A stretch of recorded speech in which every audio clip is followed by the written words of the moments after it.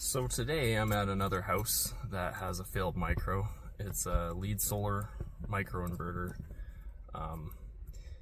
Might be multiple microinverters. The communication system for it failed fairly early on, and the manufacturer went out of business over COVID, so we have not been able to get much support.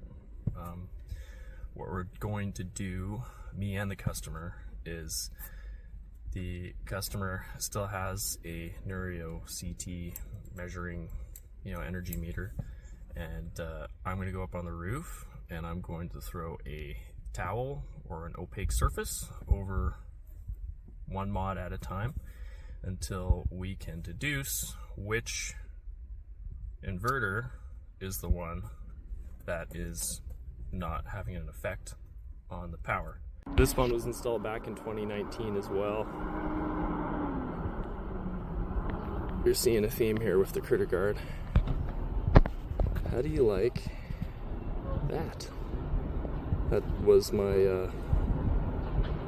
my self-made snow guard, which honestly doing pretty good, except for that little bent piece right there. We'll have a closer look at it pretty soon. Well, here we are.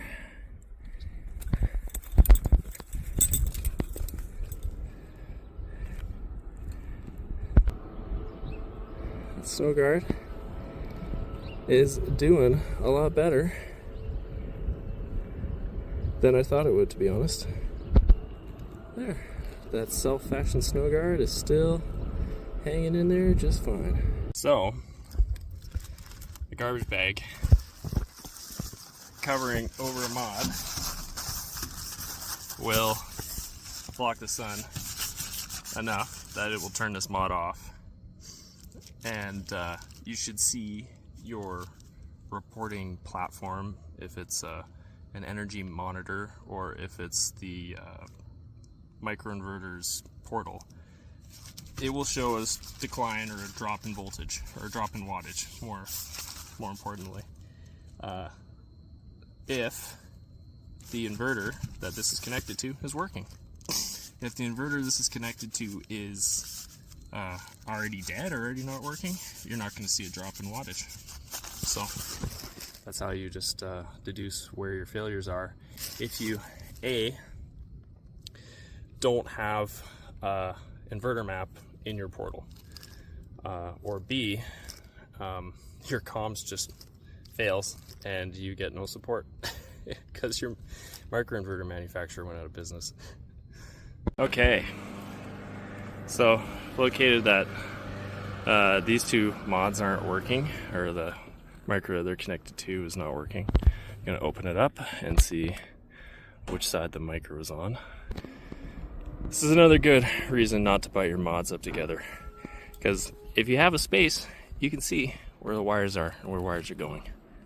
Stainless steel bolt, stainless steel flat washer, stainless steel nut on a little aluminum angle piece, and aluminum tube, and it has not shifted at all in the 6 years.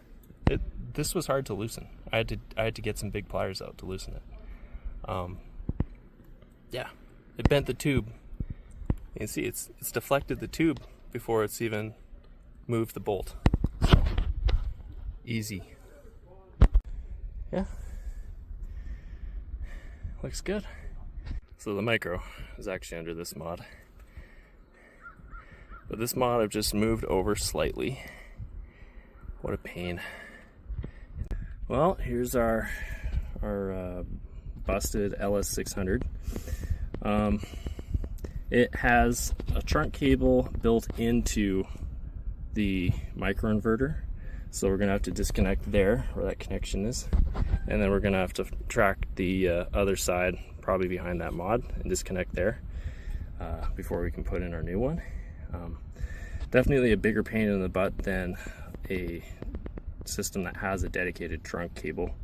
As you can see, it's going to be a bigger operation. Oh, one mod out. Thankfully I've got this chimney to stage.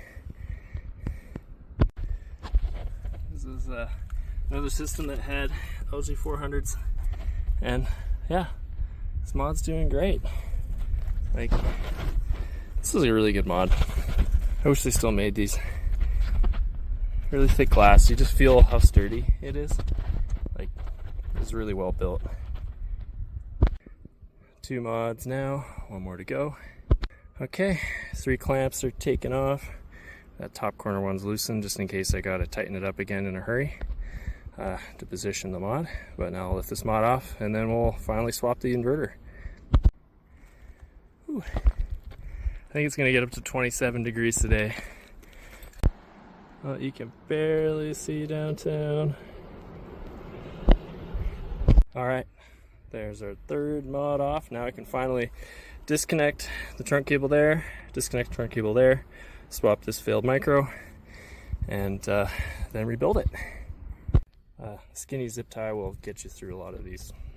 So I pushed the skinny zip tie in, and it pushed down that tab, which allowed that round grip to come off. And there we are.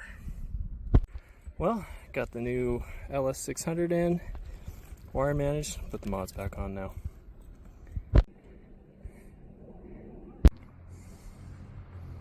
Alright, let's place the new one in. Box is looking good. Alright, new one is plugged in, wire managed, spliced, and back to normal.